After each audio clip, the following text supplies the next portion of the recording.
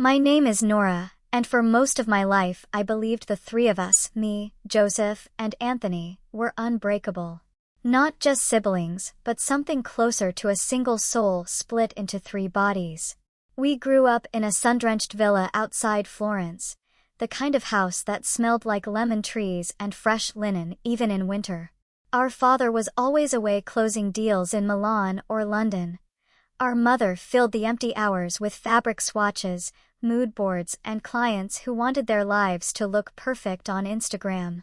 They loved us in their way: expensive schools, designer clothes, summer trips to Capri, but it was my brothers who actually raised me. Joseph and Anthony were 2 years older, born only minutes apart, yet so different you'd never guess they shared a womb for 9 months. Joseph was the quiet one, thoughtful, with dark eyes that seemed to see straight through people.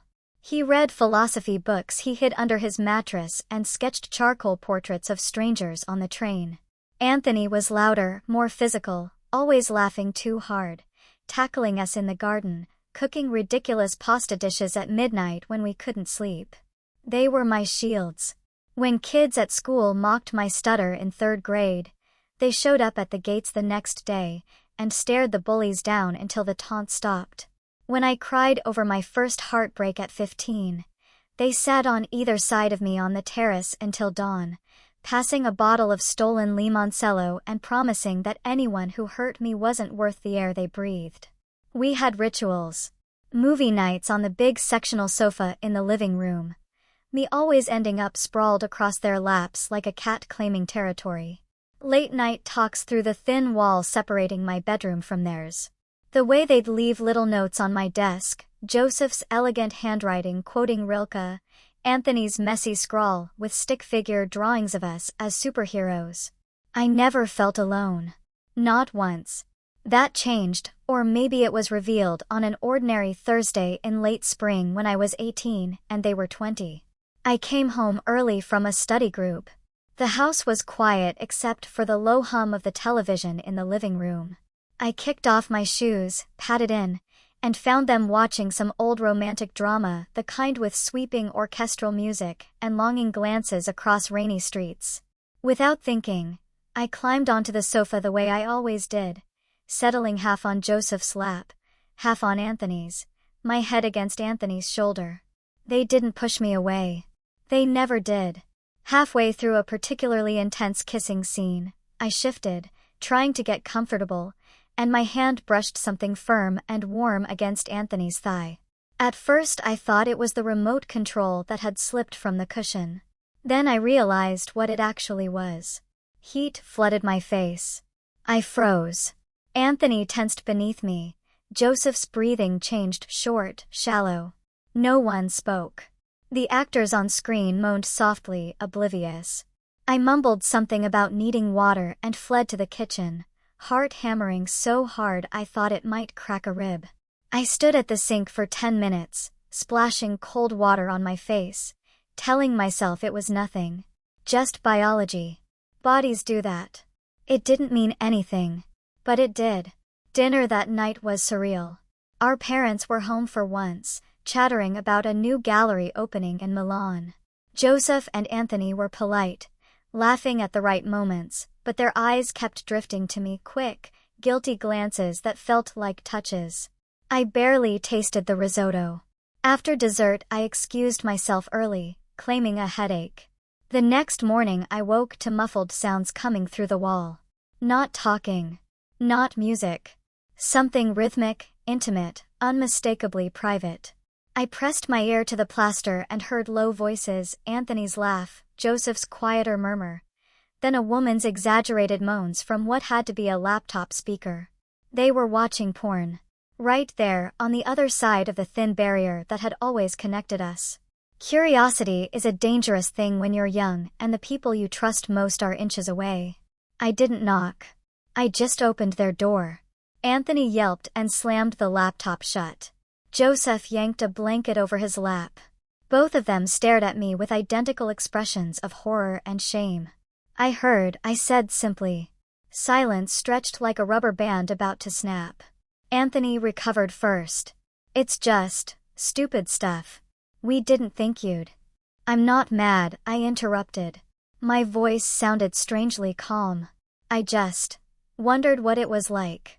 The things they do in those videos. Joseph's eyes widened. Nora, I'm not a child anymore, I said. None of us are. What happened next felt inevitable, like a tide that had been rising for years and finally crested. We talked for hours, awkward at first, then honest in a way we'd never been before. About bodies, desire, the confusing ache that sometimes bloomed when we hugged too long or slept piled together during thunderstorms.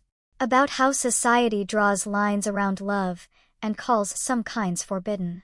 About how we'd always been closer than normal siblings, and maybe that closeness had edges we'd never examined.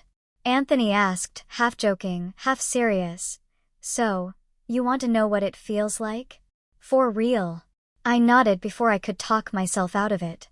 We locked the door, pulled the curtains, moved slowly, giving each other time to back out. There was no rush, no aggression, only trembling hands, whispered questions, and the kind of eye contact that strips everything bare. It wasn't just physical.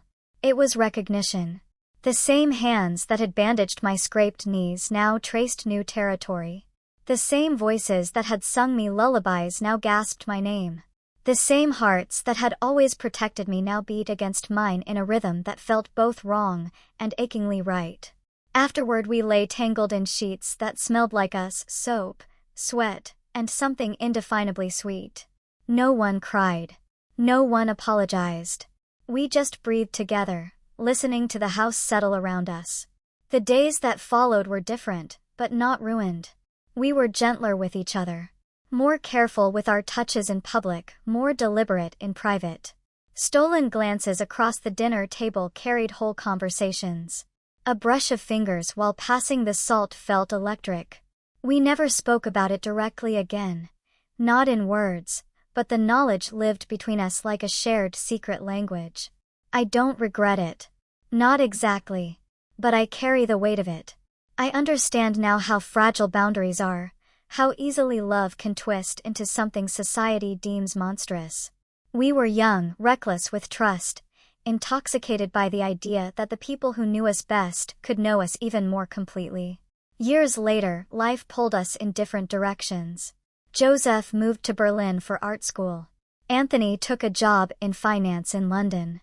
I stayed in Italy, studying literature, trying to make sense of stories that never quite captured what we'd done. We still talk. We still love each other, fiercely, protectively. But there's a shadow now, a quiet understanding that some doors, once opened, can never be fully closed again.